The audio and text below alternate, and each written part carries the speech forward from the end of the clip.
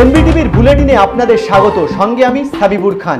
শুরুতেই দেখে নেব আজকের বুলেটিনের শিরোনাম। রাজভবন সরকার সংঘাতে বাদল অধিবেশন নিয়ে প্রশ্ন। বিজ্ঞপ্তি জারি করেও নবান্নে ফিরে গেল মন্ত্রিসভার বৈঠক। কালীঘাটের কাকুর কণ্ঠস্বর পরীক্ষা করতে পারবে ইডি। হাইকোর্টে খারিজ হয়ে গেল সুজয় কৃষ্ণের আবেদন। রাত পেরোলেই ধর্মতলায় তৃণমূলের শহীদ সমাবেশ। চলছে শেষ মুহূর্তের প্রস্তুতি।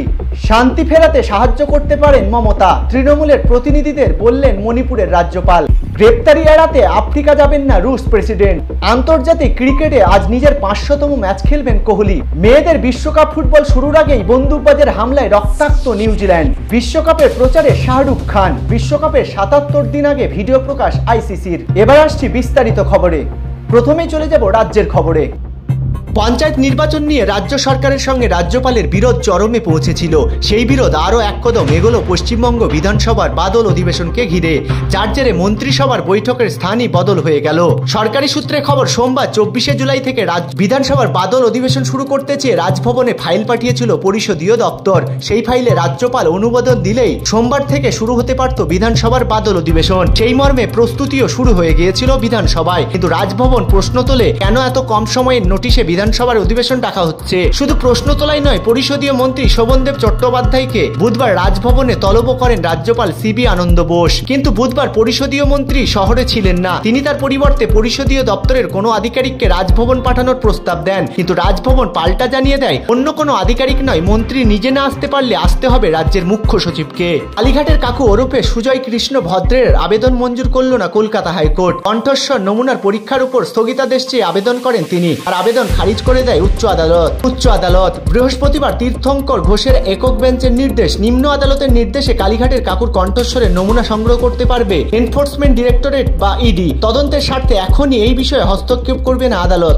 আগামীকাল ধর্মতলায় তৃণমূলের শহীদ সমাবেশ। 21শে জুলাই শহীদদের স্মরণে প্রতি বছরই এই দিনটিকে শ্রদ্ধার সাথে পালন করে থাকে মমতা সরকার। বাংলার বিভিন্ন প্রান্ত থেকে ধর্মতলার সভায় সমবেত হন হাজার হাজার তৃণমূল সমর্থক। এদিনের সভায় উপস্থিত থাকবেন রাজ্যের মুখ্যমন্ত্রী মমতা বন্দ্যোপাধ্যায় সহ তৃণমূলের একাধিক নেতা মন্ত্রীরা। ইতিমধ্যে রাজ্যের বিভিন্ন জেলা থেকে কলকাতায় আসতে শুরু করেছেন সমর্থকেরা। তাদের জন্য খাওয়া দাওয়ারও ব্যবস্থা করছে তৃণমূল। মণিপুরে প্রায় 3 মাস ধরে চলা জাতিগত হিংসা থামাতে প্রয়োজনে সাহায্য করতে পারেন মুখ্যমন্ত্রী মমতা বন্দ্যোপাধ্যায়। মণিপুর সফররত তৃণমূলের 5 সদস্যের প্রতিনিধি দলকে এমনটাই জানিয়েছেন সে রাজ্যের রাজ্যপাল অনুসুইয়া উইকে। তৃণমূলের 5 সদস্যের প্রতিনিধি দলের তরফে এই খবর পাওয়া গিয়েছে। তৃণমূলের রাজ্যসভার বিদায়ী সাংসদ সুস্মিতা দেব এই প্রসঙ্গে জানিয়েছে, মণিপুরের রাজ্যপাল তাদের বলেছেন যে মণিপুরে শান্তি ফেরাতে সাহায্য করতে পারে বাংলার মুখ্যমন্ত্রী মমতা বন্দ্যোপাধ্যায়। ব্রিক্স সম্মেলনে যোগ দিতে দক্ষিণ আফ্রিকা যাবেন না রুশ প্রেসিডেন্ট পুতিন।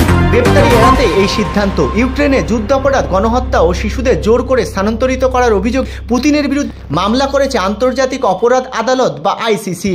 দক্ষিণ আফ্রিকার প্রেসিডেন্ট সিরিল রামাফোসা জানিয়েছেন তারা আইসিসির সদস্য দেশ, ফলে সে দেশে পা রাখলে গ্রেপ্তার করতে হবে পুতিনকে।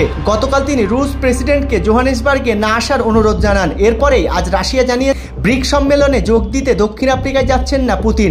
তার স্থান পূরণ করবেন রুশ বিদেশমন্ত্রী সের্গেই লাভরভ। প্রাথমিকভাবে শোনা গিয়েছিল দক্ষিণ আফ্রিকা আইসিসি চুক্তি ভঙ্গ করবে, পুতিনকে তারা গ্রেপ্তার করবে না। কিন্তু সম্প্রতি সে দেশের বিরোধী দলগুলি, মানবাধিকার সংগঠনগুলি এ বিষয়ে সরব। তারা দাবি জানায় পুতিন দক্ষিণ আফ্রিকায় প্রবেশ করলে তাকে গ্রেপ্তার করতেই হবে। আজ ওয়েস্ট ইন্ডিজের বিরুদ্ধে আন্তর্জাতিক ক্রিকেটে নিজের 500তম ম্যাচ খেলতে নামছেন কোহলি। কয়েকদিন আগে আন্তর্জাতিক ক্রিকেটে 15 বছর পূর্ণ করেছেন রান মেশিন।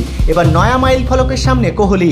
বৃহস্পতিবারই শুরু হতে চলেছে মহিলাদের বিশ্বকাপ। তার আগেই রক্তাক্ত হলো নিউজিল্যান্ডের সবচেয়ে বড় শহর অকল্যান্ড, যেখানে প্রতিযোগিতার উদ্বোধনী ম্যাচ হওয়ার কথা। এক বন্দুকবাজের হামলায় মৃত্যু হলো 3 জনের, গুরুতর আহত 4 জন। সেই বন্দুকবাজকে মৃত অবস্থায় পাওয়া গিয়েছে। ঘটনার পরে নিরাপত্তা আরও জোরালো করা হয়েছে গোটা এলাকা জুড়ে।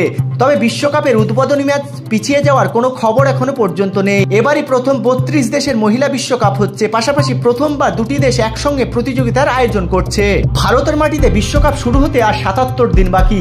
বৃহস্পতিবারই বিশ্বকাপের প্রচার শুরু করে দেওয়া হলো। প্রচারে মিলে গিয়েছে বলিউড এবং ক্রিকেট। আইসিসির তরফে বিশ্বকাপের প্রচারে মুখ্য ভূমিকা নিয়েছেন শাহরুখ খান। বিশ্বকাপের প্রচারের নাম দেওয়া হয়েছে ইট টেক্স ওয়ান ডে। গোটা বিশ্বের সমর্থকদের একটি সূত্রে গাঁথার কারণেই এমন নাম দেওয়া হয়েছে। নবরস অর্থাৎ একটি ক্রিকেট ম্যাচ দেখার সময় যে 9টি আবেগ হয় সমর্থকদের, সেটি তুলে ধরেছে আইসিসি। আজকের বুলেটিন এই পর্যন্ত। বাকি খবরের জন্য চোখ রাখুন শুধুমাত্র এনবিটিভির পর্দায়।